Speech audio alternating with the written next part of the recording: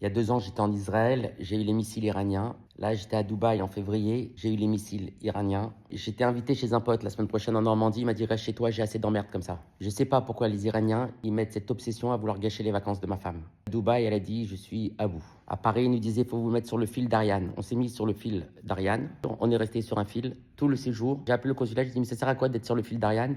Ils ont dit on maintient le contact. Mais nous, on veut pas maintenir le contact, on veut partir. Bon, on commence par maintenir le contact. Bon, on s'en fout. Le problème, il n'est pas là, mais des fois, tu te demandes s'ils ne sont pas un peu niqués. Je me voyais disparaître et je voyais le consul faire une conférence de presse et il dit on était en contact et on a rompu le contact. Il dit mais nous, on veut partir, on doit travailler. En même temps, je me suis dit comme ça fait déjà quelques années que j'ai rompu le contact avec ma femme, vaut mieux garder le contact avec quelqu'un. Bon, on s'en fout. Le problème, il n'est pas là, mais priorité, on prend les gens en situation humanitaire.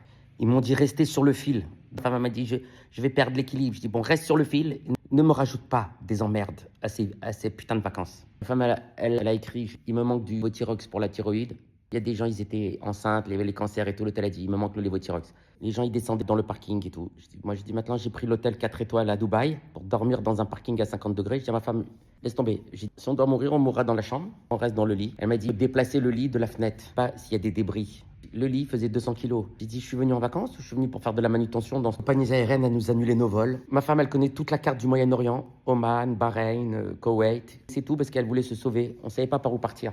Au bac, ça serait tombé, elle aurait eu 0. Là, elle aurait eu un examen elle aurait eu 20 sur 20. Elle avait fait un tracé. Si on passait par Oman, on faisait 4 heures de route, 2 heures de car, 1 heure de bateau. Quand ils vont nous voir arriver, nous, comme ça, avec nos valises et ruban sur les valises et tout, j'ai dit, à mon avis, ils vont nous renvoyer sur le fil.